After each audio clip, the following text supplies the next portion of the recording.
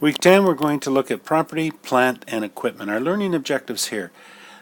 List the characteristics of plant assets and identify the costs of acquiring a plant asset. Then we're going to look at ways in which we depreciate it and methods of calculating those depreciation expenses. Now, the nature of plant assets. To be classified as a plant asset, three things must be in play. One, it is a tangible asset. And two, it has a useful life to the company for more than 1 year. And three, it is used in business operations, that is, to earn our revenue. It's not held for resale. Now, all of these assets, plant assets, are on the balance sheet under property, plant, and equipment. Think of plant assets as prepaid expenses, or as this plant asset truck is going to provide us with a bundle of useful services. Now, the accountant must allocate the cost of those services over the useful life of that asset. Now, to begin the accounting for an asset, a plant asset, we must look at the original cost of the asset and any subsequent expenditures on that asset. So that when a company acquires a plant asset, we record the asset at the cost of the acquisition. That's historical cost principle, or the objectivity principle. That is, we record the value of that asset, that building or that land or truck or whatever, at what's called the fair market value. Now, the acquisition is the amount of cash, their cash equivalents, that we gave up to acquire and to place that asset in operating condition. Thus, it includes all other costs that are normal, reasonable, and necessary to get this asset to a state where it becomes productive. Acquisition cost also includes any repairs or reconditioning costs if it was damaged. However, there are other costs involved in getting this piece of equipment into useful position, and they are not part of the cost of the asset, like traffic tickets or fines. So the cost of land now includes the purchase price and other costs such as option costs, real estate commissions, title search, title transfer fees, insurance premiums. The cost of land may also include the existing mortgage or unpaid taxes that is assumed by the purchaser. It may include the cost of surveying, clearing, grading, putting down water mains. Okay, those all form the cost of the land. But if I put up fences or do paving or put in a sprinkler system, those are called land improvements. Now, land is not depreciable. We don't depreciate it. But land improvements we do. Okay, so therefore, we must distinguish between the cost of land and land improvements. Now, if we're talking about a building, it's not just what we pay for the building, but if we're building it, then we have architecture fees, building permits, payment to contractors, digging a foundation, insurance and taxes, and all of that all go into the cost of that building.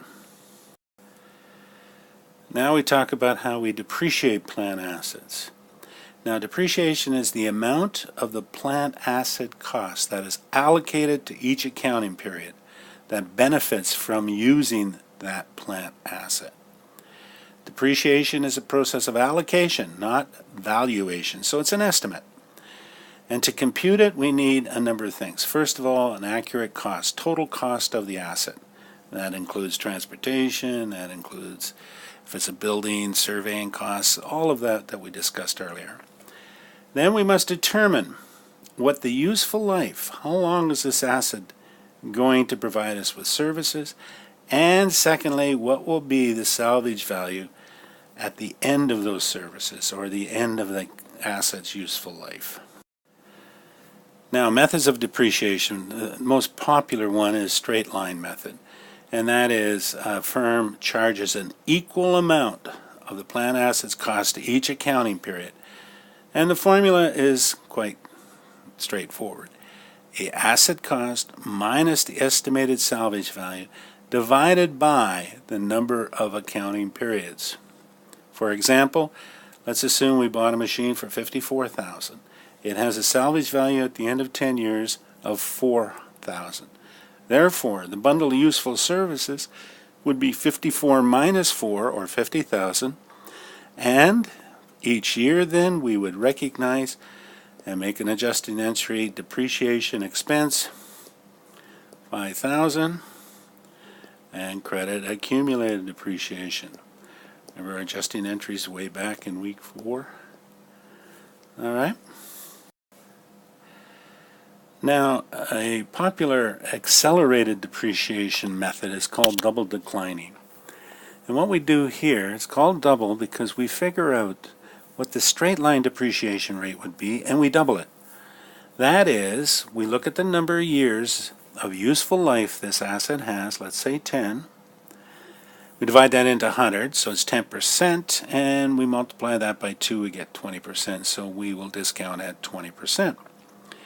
And that's how if the useful life was 5, then it would be 20% for 1 year, under straight line, 40% under double declining.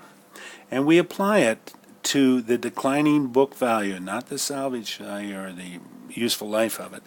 So to begin with, we have 54,000, that's the book value, it should be over here.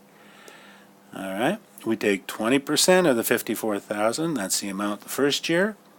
And therefore the book value is 54,000 minus 10,008, or 43.2. And then the next year we take 20% of 43.2, which is 8,640. We subtract that from 43.2 minus 8,640, and we get 34,000 is the book value. The book value is always what I paid minus what I depreciated. And I keep going all the way down, but I don't go below the salvage value. So therefore, the last year, you see, the book value is 5,790. Then, because the salvage value is 4,000, I would always, or the estimated salvage value is 4,000 and reduced to the book value, and the accumulated depreciation will be 50. So that's how I use double declining.